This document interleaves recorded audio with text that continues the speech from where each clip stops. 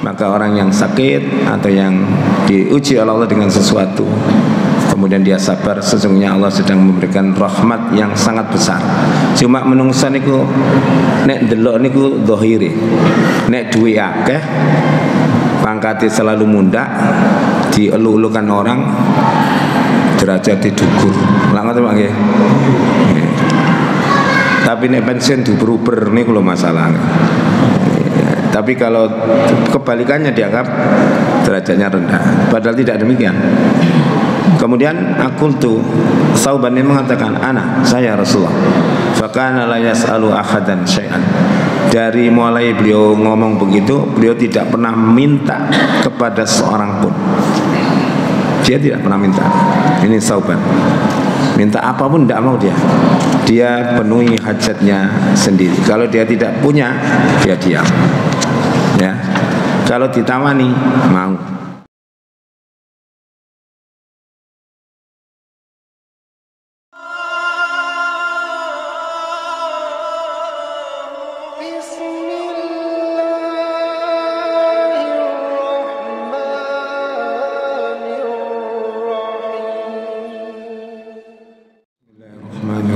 Assalamualaikum warahmatullahi wabarakatuh.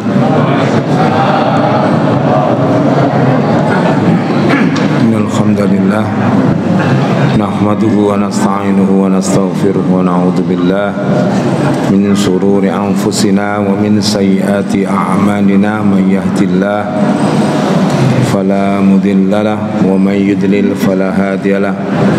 Asyhadu an la ilaha illallah wahdahu la syarika lah wa asyhadu anna Muhammadan abduhu wa rasuluh. Allahumma salli ala Muhammad wa ala alihi wa ashabihi ajma'in. Amma ba'du. Alhamdulillah, mari kita bersyukur kepada Allah Subhanahu wa taala atas nikmat dan karunia-Nya. Di hari ini kita masih bisa hadir di majelis ini untuk kembali belajar bersama kitab Riyadhus Shalihin. Ya, salawat salam mudah-mudahan terlimpahkan kepada Nabi Muhammad SAW. Kita hari ini membahas hadis nomor kalau nggak salah 12 atau nomor besarnya 533. Jadi ada nomor kecil per bab, ada nomor besar dari awal. Wa an Samurah bin Jundabin, dari Samurah bin Jundab radhiyallahu anhu.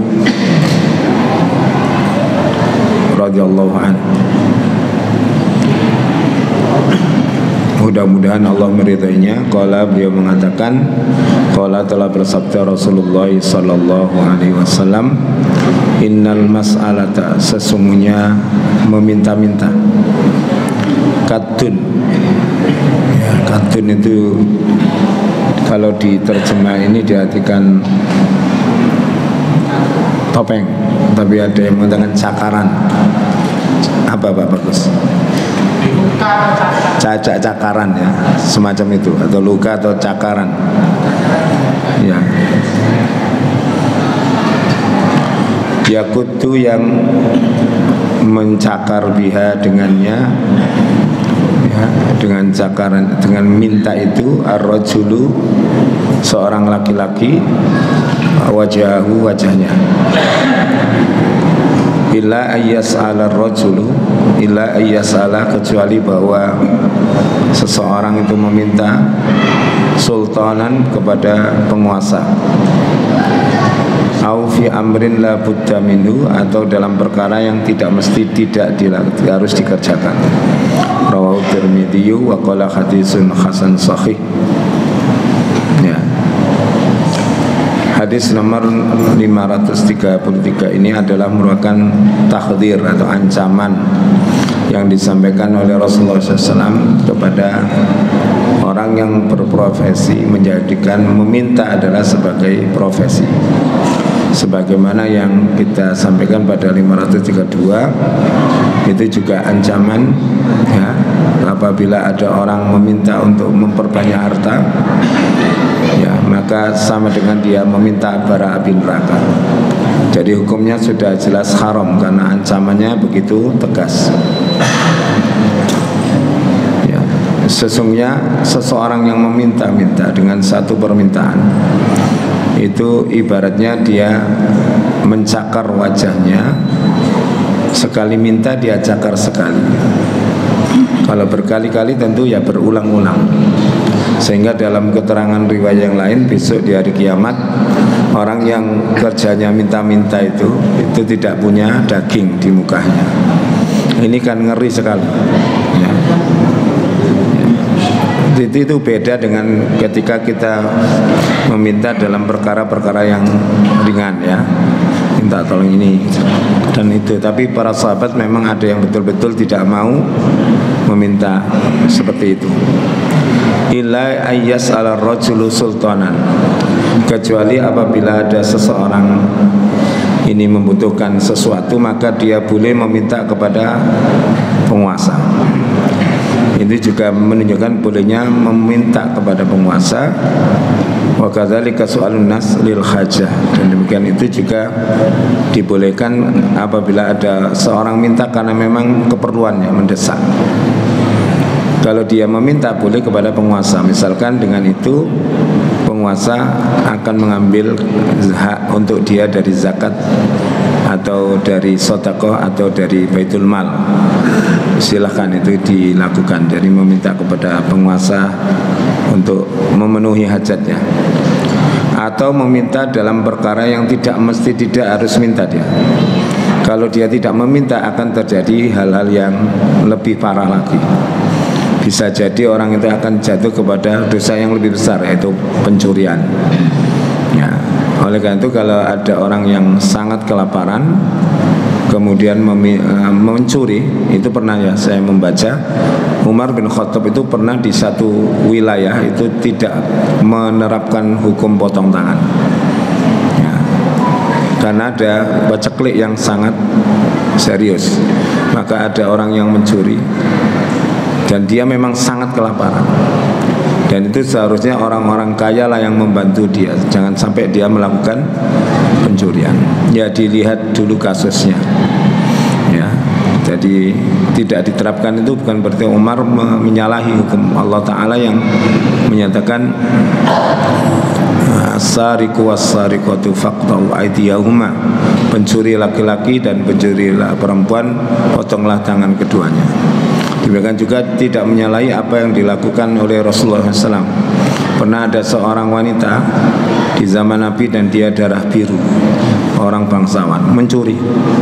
Kemudian Usama anak angkatnya Nabi itu datang kepada Nabi untuk merunding. Ada keluarganya datang meminta tolong kepada Usama untuk merunding agar wanita ini tidak dipotong tangannya.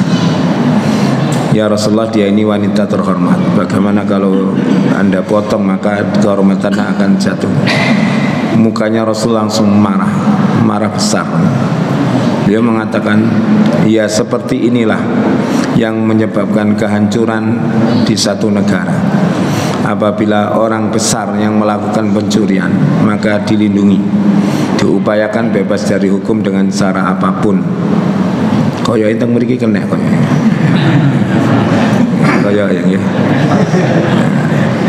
Dan apabila ada orang kecil yang mencuri, maka ditegakkanlah hukum seadil-adilnya. Lalu Nabi mengatakan, lau saraqat Fatimah binti Muhammad, lau saraqat Fatimatu bintu Muhammad sallallahu alaihi wasallam, andai kata Fatimah anakku sendiri yang mencuri, la uqati anna, tak potong sendiri tangannya. Itu adalah ketegasan Nabi dalam urusan dengan hukum. Bila memang yang mencuri itu tidak ada alasan untuk melakukan pencurian dan itu dilakukan secara sadar dan dia memang tidaklah dalam keadaan kelaparan atau oleh karena itu ada orang mencuri kecil-kecilan itu ya ditanya dulu. Di sini tuh terbalik Pak. Jadi kalau orang kecil yang mencuri ketangkep masa, angel biasanya. Yang seharusnya dia tidak meninggal dibunuh. Ya, tidak boleh pencuri itu dibunuh. maksimal potong tangan. Maka kalau ada orang berteriak bunuh dia, maka dosanya sangat besar kalau diikuti orang. Itu satu kalimat yang membinasakan orang tersebut, dan dia akan menyesal di hadapan Allah Subhanahu wa taala dengan kalimat itu. Makanya hati-hati ya, lesan ini ya. Saat ini Nabi ingatkan itu. Jangan sampai lesan kita itu menyebabkan orang melakukan tindakan-tindakan kriminal padahal dia tidak melakukan. Misalkan ada teman curhat tentang istrinya, padahal kalau mau nyerah kan ada tahapannya Pak ya. Di Al-Quran surat Al-Maidah ayat 34 itu ya, ada tahapan-tahapannya. Lalu ngomong lalu bilang, aku tak pegat tak pegat temen, dosa besar. Rewel pegat, kan ada di truk gitu ya. Pernah lihat Pak? Pernah ya di bak truk? Tidak begitu penyelesaiannya. Dan ini apabila ada setan mampu memisahkan antara suami istri yang sah diridhai Allah ini, dia mendapatkan piala, mendapatkan apa namanya? Bukan piala apa? Mahkota, betul, dari iblis. Kalau sekedar membunuh itu ringan. Kalau sudah menceraikan suami istri, itu adalah tingkat kesuksesan yang luar biasa. Dan sekarang itu kayaknya sukses banget iblis ya, karena banyak sekali pasangan-pasangan muda itu yang menikahnya seumur jagung. Pacaran sawe, menikahi hanya beberapa bulan. Dan jenengan bisa lihat data di Kementerian Agama, perceraian yang tinggi itu khulu yang banyak. Saat ini khulu itu adalah tuntutan cerai dari istri. Ya, itu Sidoarjo masuk, Gresik masuk, Kediri, Ngiwangi, Tulungagung, Nganjuk masuk ya. Ya itu banyak. Jadi banyak dari pihak perempuan. Kelihatannya faktor apa itu? Kebanyakan ya faktor ekonomi, ya, kemudian perselingkuhan dan sebagainya. Ini contoh-contoh. Maka kesuksesan setan itu sebenarnya dalam Al-Quran itu budaya setan itu ringan, kecil. Inna kaidas syaitani kana dha'ifa. Sesungguhnya tipu daya setan itu lemah. Tapi setan punya senjata, yaitu perempuan. Ya. Inna kaidza kunna azim, itu ya di dalam surah Yusuf. Sesungguhnya tipu daya perempuan itu sangat besar. Jadi dia lemah, tapi kalau sudah masuk pada ranah perempuan, maka ustadz yang kau menceng iso dadi koyo melempem kerupuk kalau kena syahwatnya perempuan. Gitu, Pak. Itu ustadz itu. Dan jenengan bisa lihat berita-beritanya, ya. Nabi mengatakan, tidaklah aku tinggalkan fitnah yang terbesar bagi laki-laki melebihi fitnahnya wanita. Ya, makanya hati-hati, gak jamin umure kata penggawe ngaji nek nyerempet ngoten niku iso keserempet temen. Makanya harus hati-hati. Nabi melarang la yakhluwanna, ngoten ya, rajulun wa mar'atun illa ma'ha mahram. Janganlah benar-benar seorang perempuan dan laki-laki itu bersepi-sepi kecuali ditemani oleh mahramnya.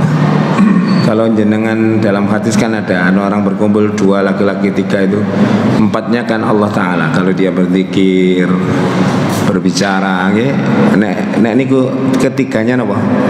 Setan. Setan itu hanya menumpangi tok, Pak. Sesungguhnya lemah, tapi tipu dayanya dilewatkan wanita. Ini peringatan bagi kita semua, karena kasus seperti itu kalau ngeri ini ngali di media sosial, ya, guru agama kena mana nyabuli 21 kali murid SD. Itu maksiat goblok itu, Pak. Maksiat tapi goblok. Karena kenapa harus anak kecil kalau kepingin begitu? Beli kan aman, dia nggak kena hukum. Nek podo-podo rokok lho nggih. Tapi dunyane kan aman. Berarti kalau ngengken ngoten boten. Maksudnya itu Kenapa kok bisa sebodoh itu? Orang kalau sudah kena syahwat, sekalipun dia sarjana atau S2, ininya jadi nggak main, Pak. Ya, bahkan kekuatan ibu-ibu itu sudah diakui di media sosial, ras terkuat di bumi. Ya. Kenapa? Masih bojone komandan marinir, legend disenggerang yo kawan ini bantah. Makanya Gus Bah itu cerita ada seorang profesor itu di depan istrinya sok goblok ndata. Profesor itu gara-gara nyugui tamu dikongkon gawe teh utah disenggerang profesor itu. Wong ngono gak iso mas langsung menang. Tapi tidak diwakili, insyaallah tidak ada nyenggerang-nyenggerang gitu. Insyaallah baik-baik semua ibu-ibu ya. Kalau menegur suaminya dengan lemah lembut. Ngoten nggih? Amin. Saya doakan begitu. Jaga akeh-akeh sing mlebu neraka niku. Ada orang guyonan, kalau nggak ada orang begitu kan neraka itu kosong katanya. Loh, sampean kepengin mlebu ta kalau orang mlebu temen lara kabeh. Jangan gurau dengan urusan neraka. Enggak boleh. Karena itu Rasulullah serius kalau berdoa menceritakan neraka itu. Kalau pada sholat maghrib kan biasanya beliau baca Allahumma ajirni minan nar. Rabbana atina fid dunya hasanah wa qina adzabannar. Rabbana isrif 'anna 'adzab jahannam kana inna 'adzabaha kana gharama. Itu contoh-contohnya. Berikutnya hadis nomor 534. Wa Ibnu Mas'udin radhiyallahu anhu qala, dari Ibnu Mas'ud radhiyallahu anhu beliau mengatakan qala Rasulullah sallallahu alaihi wasallam, man asabatu faqatun, siapa yang tertimpa kemelaratan atau kesulitan atau kebutuhan, ya, fa'anzalaha binnas, lalu dia mengadukannya kepada manusia, lam tusyadda faqatuhu, maka manusia itu tidak akan bisa menutupi kesulitannya atau kekurangannya atau kemelaratannya. Jadi kalau jenengan punya kesusahan apapun, curhat ke orang-orang, ke manusia, maka dia tidak bisa menutupi, memang paling memberi saran. Sing paling banter napa? Sing sabar ya sabar. Ya alhamdulillah. Ngono jek dituturi ngomong, sampean ngomong sabar-sabar, aku sing kena iki. Nah, itu tidak boleh begitu, Pak. Pernah terjadi, tapi bukan musibah berupa kesulitan harta, tapi anak yang meninggal dunia. Seorang ibu menangisi dikubur putranya, kemudian lewatnya Rasulullah, dia menangis-nangis. Kata Rasulullah, isbiri, sabarlah engkau. Kata wanita itu, menjingkirlah engkau dariku. Kamu bisa ngomong sabar-sabar, kamu gak kena musibah seperti aku. Kelasnya gak ada apa-apa nih bahkan jenab. Kalau urusan kesabaran, maka waktu itu dikatakan itu Rasulullah yang mengatakan. Lalu perempuan itu gawatun, ternyata sing di sana ini Rasulullah. Dia gak lihat. Akhirnya menuju rumah beliau. Ya Rasulullah, maaf, tadi saya tidak tahu kalau itu panjenengan. Lalu Nabi mengatakan, as-sabru fi sadmatil ula. Kesabaran itu akan dinilai tinggi oleh Allah di hantaman yang pertama. Jadi kena dies langsung jenengan, inna lillahi wa inna ilaihi raji'un. Itu nilai. Mboten dikandani wong sampai 3 dino. Mari ya wis aku tak sabar wis kok ana jalan mana. Nah, itu bukan itu. Tapi ya mendingan daripada dia tidak melakukan kesabaran sama sekali. Kemudian waman anzalaha billah, barang siapa yang mengadukan kesusahannya kepada Allah. Jadi jenengan itu, saya diajari Nabi untuk mengadukan apa saja kepada Allah Ta'ala. Urusan anak kita, urusan suami kita, istri kita, pekerjaan kita. Kalau ada masalah disuruh mengadukan kepada Allah Subhanahu wa Ta'ala, ya. Bahkan ada seorang ulama yang mengatakan sampai urusan apamu habis di rumah, beras atau apa, adukan pada Allah Ta'ala.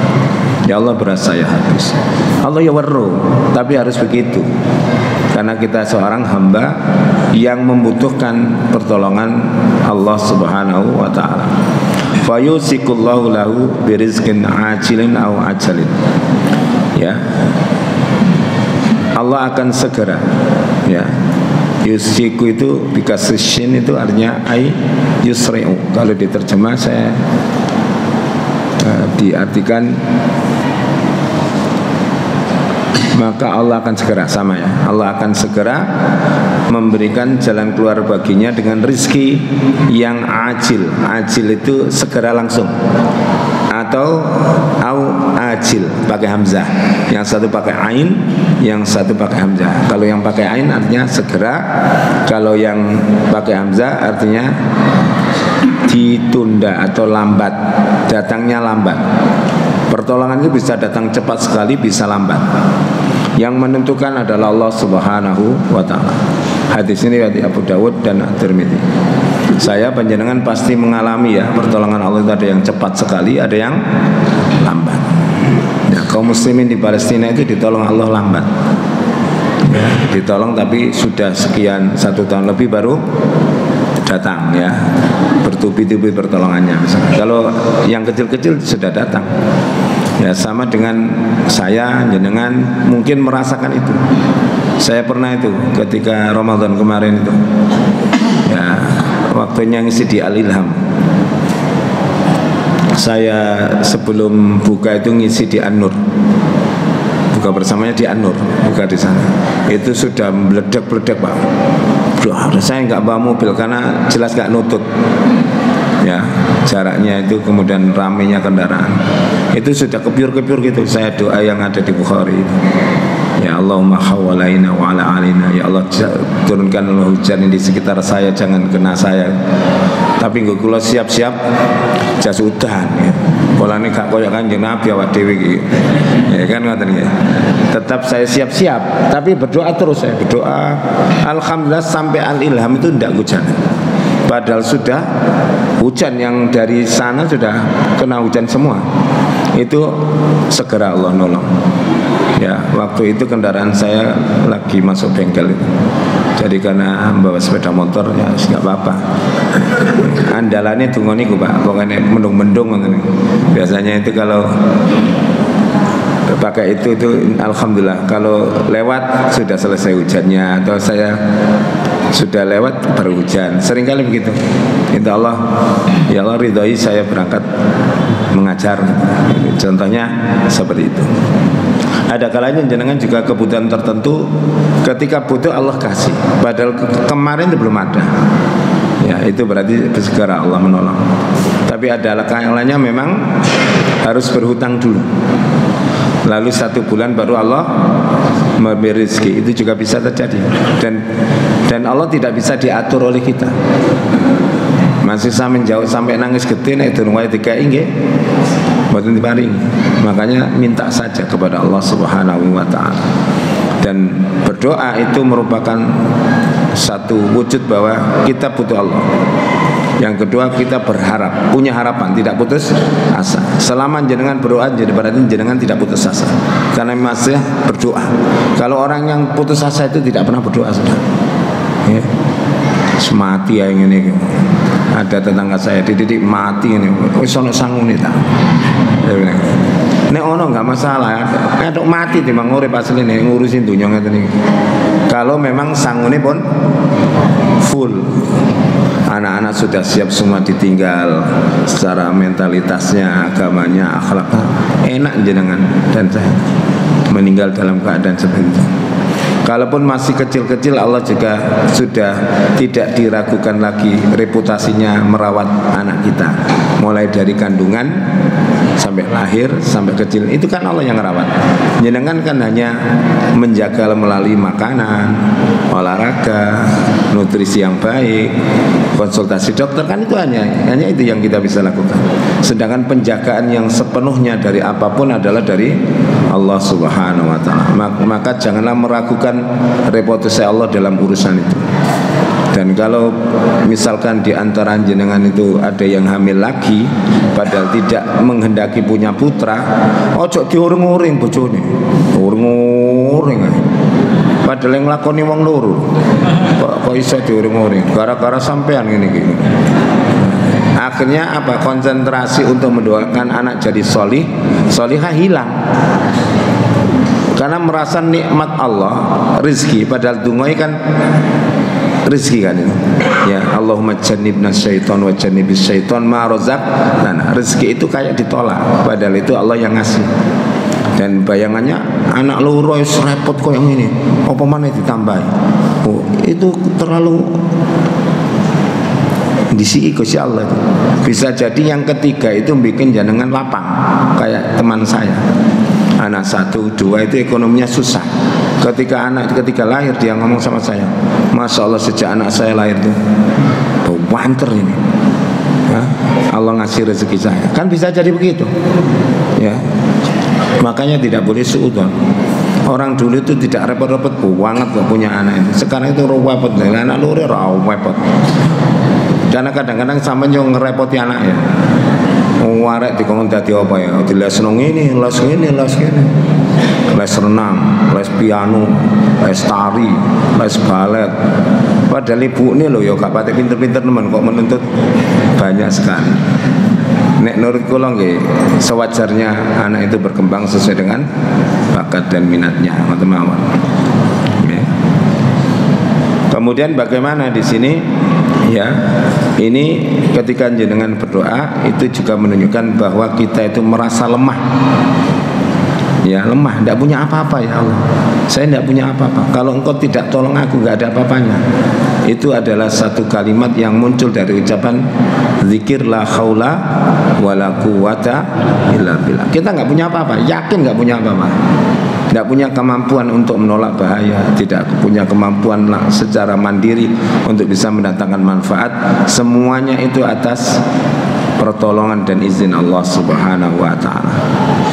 Ya, seperti dalam Al-Quran itu misalkan surat Al-Baqarah 102 itu orang yang menyihir orang, nyantet orang, apapun itu tidak bisa membahayakan orang illa biidnillah, kecuali dengan izin Allah Ta'ala. Kalau di sini bisa.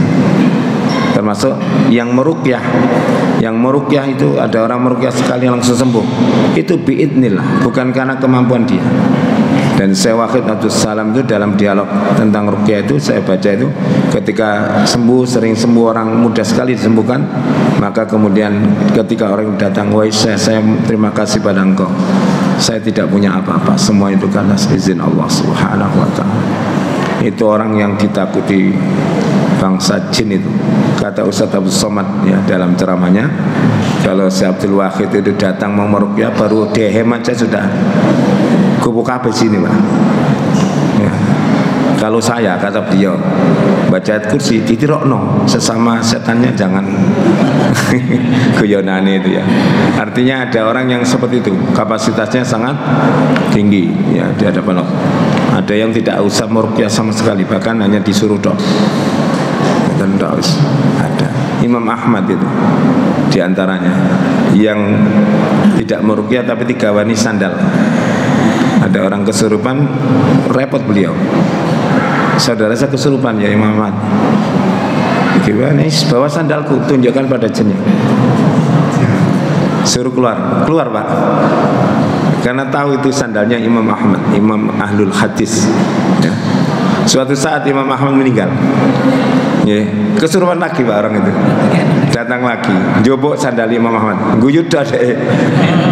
Dulu tuh yang saya takuti bukan sandalnya, tapi yang punya sandal. Dan saya tahu dia sudah meninggal. Nah, itu contoh. Ya diantaranya dia sahabat itu Umar bin Khattab. Ya seperti itu. Makanya tidak semua orang alim itu diberi kapasitas itu oleh Allah, dan itu juga tidak menunjukkan dia levelnya di bawah, karena setiap orang punya kemampuan masing-masing, gitu. Ada yang pintar hadisnya, ada yang pintar tafsirnya, ada yang hampir seluruh, ya, dan seterusnya. Itu semua pun terjadi atas izin Allah Ta'ala, ya, kehendak Allah Ta'ala.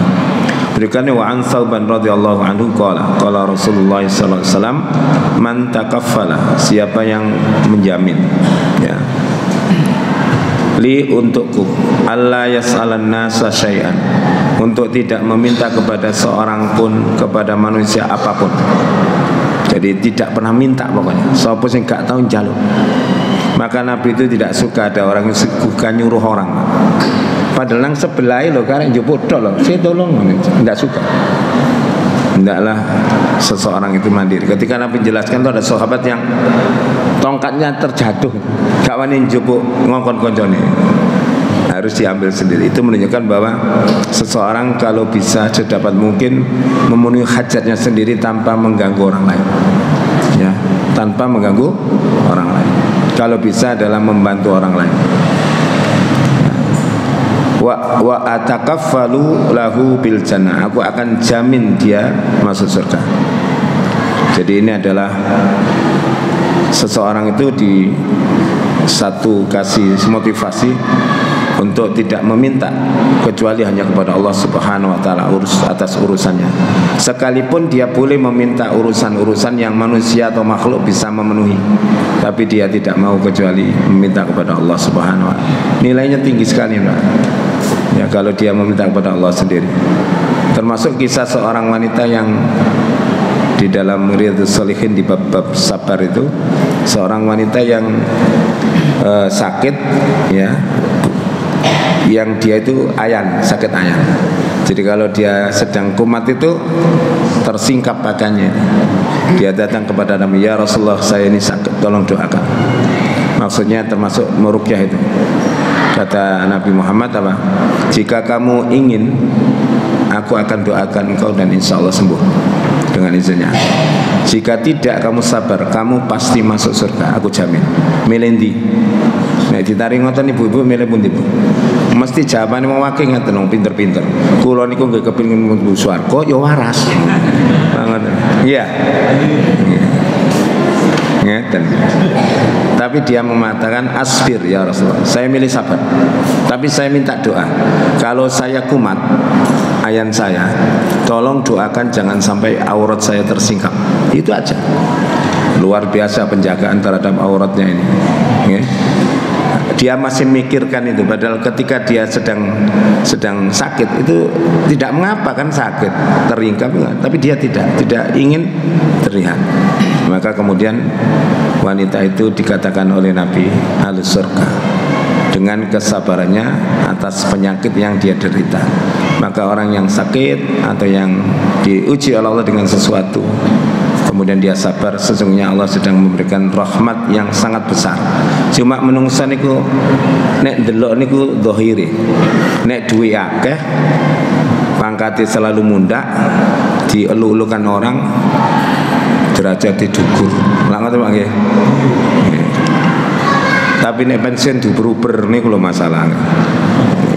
Tapi kalau kebalikannya dianggap derajatnya rendah, padahal tidak demikian. Kemudian akultu, Thauban mengatakan, ana, saya Rasulullah. Fakana la yas'alu ahadan syai'an. Dari mulai beliau ngomong begitu, beliau tidak pernah minta kepada seorang pun. Dia tidak pernah minta. Ini Thauban. Minta apapun tidak mau dia. Dia penuhi hajatnya sendiri. Kalau dia tidak punya, dia diam. Ya. Kalau ditawani mau. Kalau minta enggak. Ya. Ya, seperti itu Bu ya, Pak nggih. Bisa dipahami nggih? Ini hadis yang terakhir ini panjang agak. Saya baca yang terakhir dulu, barangkali nanti sebentar lagi Isya. Nanti saya balik kalau nutut.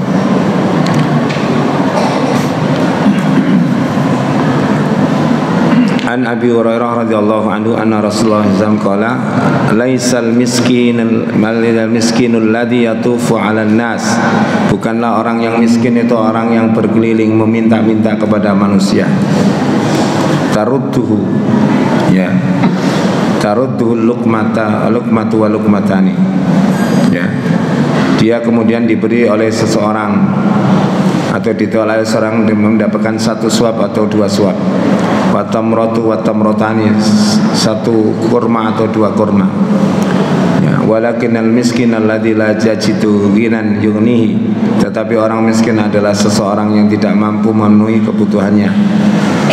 Wala yuftanu lahu fatasaddaqu alaihi ya. Lalu kemudian orang ini ya, tidak pernah memikirkan untuk diberi sedekah ya, tidak pernah memikirkan dia dikasih.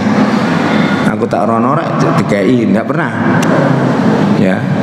Ini pernah mikir gitu enggak kita?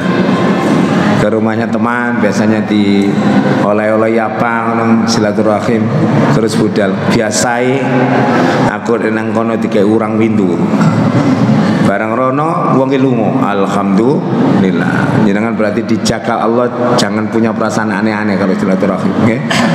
Silaturahim itu yes, kepingin jumpa, kepingin bersilaturahim, dikai ora dikai urusan buri ngoten nggih. Tapi kalau biasanya orangnya loman, boleh diarep-arep.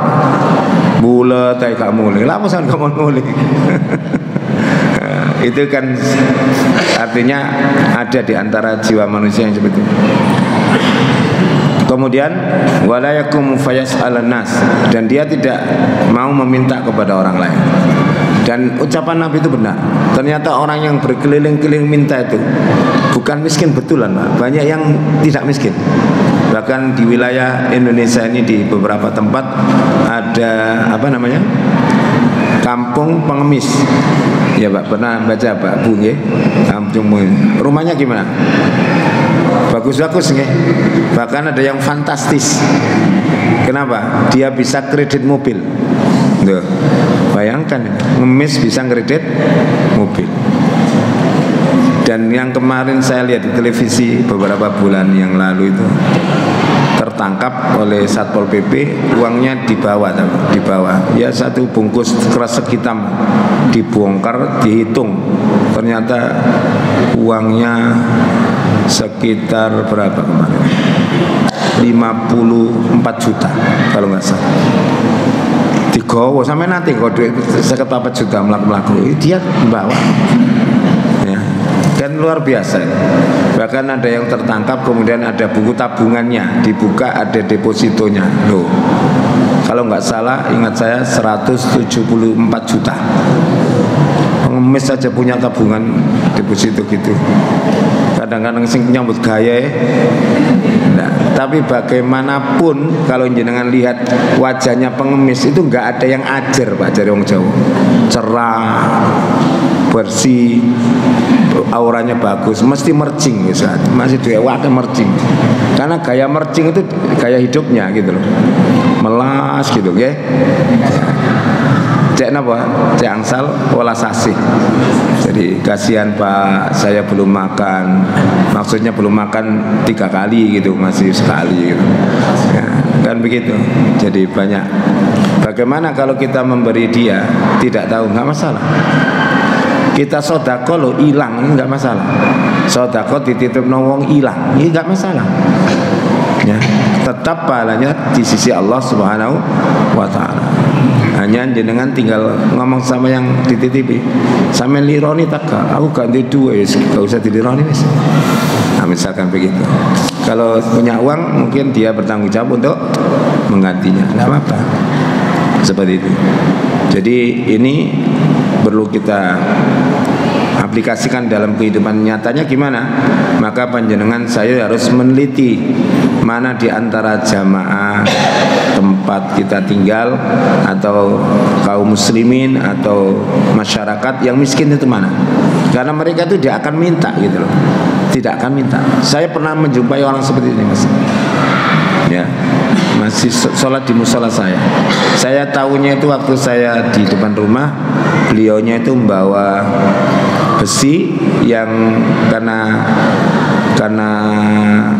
tinggalan suaminya yang dulu pernah di sipil angkatan laut, yang kotak besi untuk wadah peluru itu Pak, tahu ya, itu dibawa. Beliau sudah tua, badhe tempundi Ibu, niki sadyan niku damel nopo, damel masak dek, nah, langsung dek nih, jauh saya tahu tempat rosoannya itu jauh. Lalu kita musyawarahkan dengan jamaah gimana beliau berdua. Waktu itu sudah sendiri beliau, bagaimana kehidupannya. Alhamdulillah ya, kita bisa menopang kehidupan beliau untuk makan tidak susah.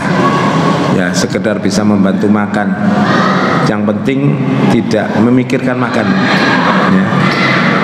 Waktu suaminya hidup juga gitu.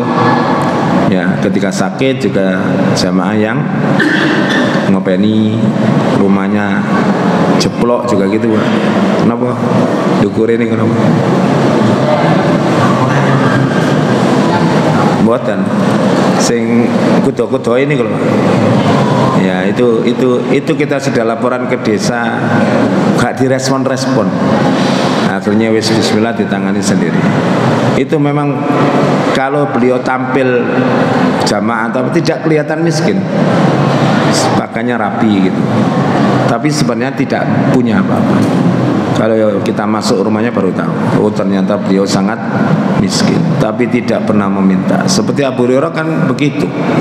Kisah yang Abu Hurairah minum susu tuh, masih ingat?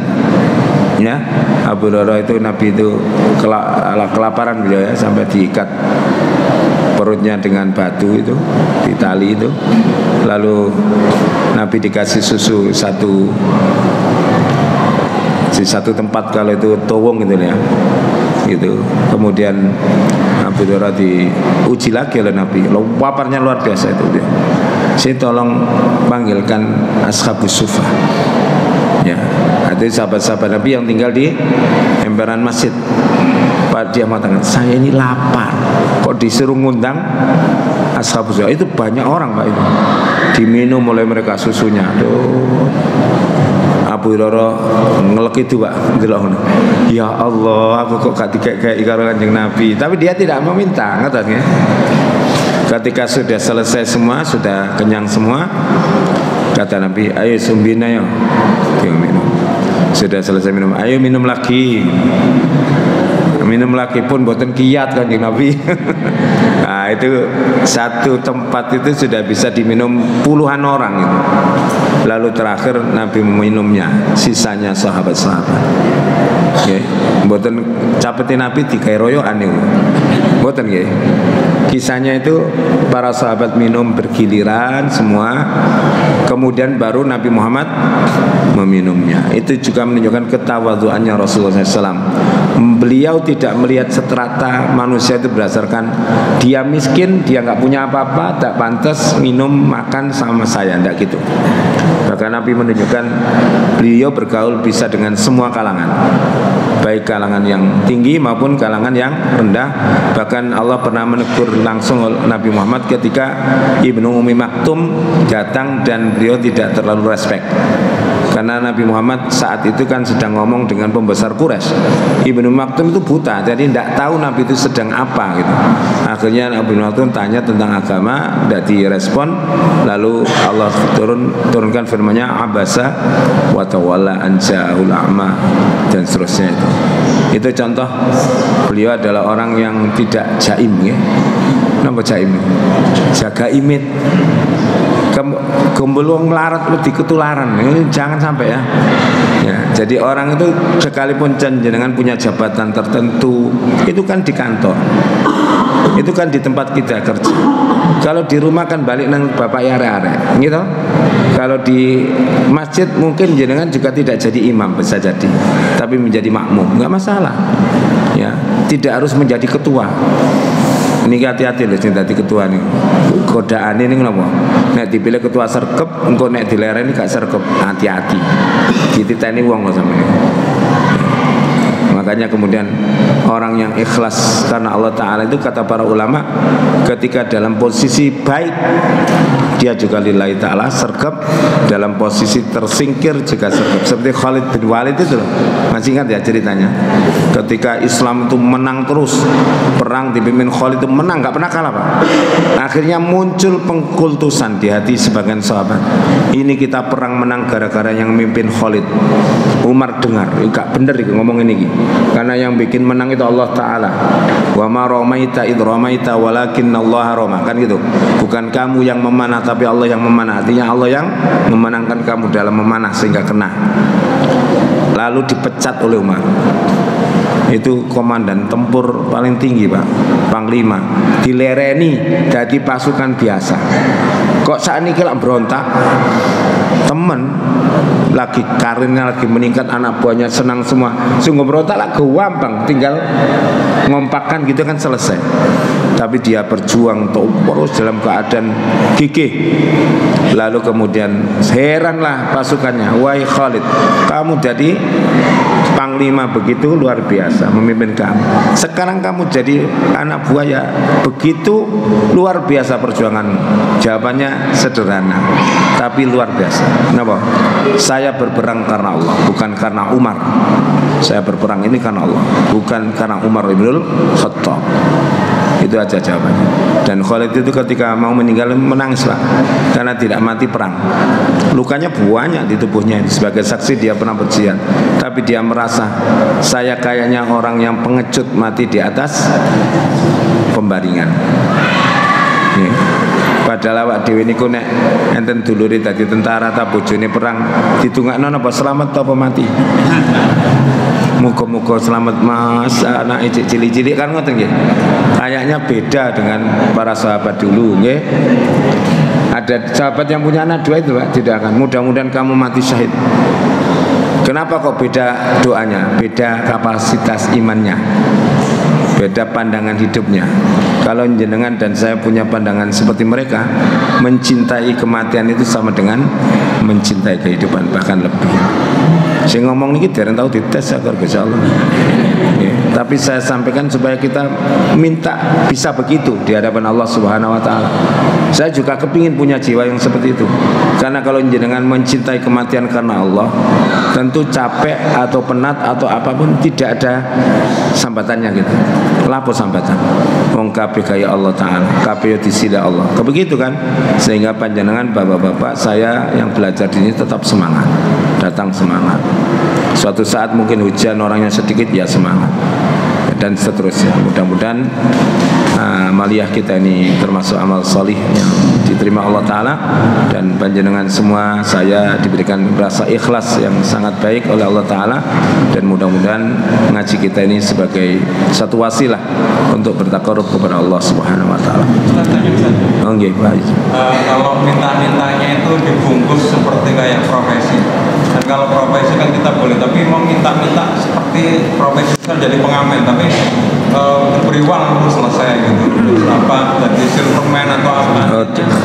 Minta itu kesan seperti kayak profesi lain gimana? Iya sama Pak, karena pada hakikatnya dia itu ya kalau dia punya rencana besar, misalkan seperti ada yang saya tahu tetangga saya itu, dia ngamen itu hanya untuk modal. Ya, dianya karena waktu itu dia nggak bisa kecuali usaha ngamen dia, dikumpulkanlah uang itu.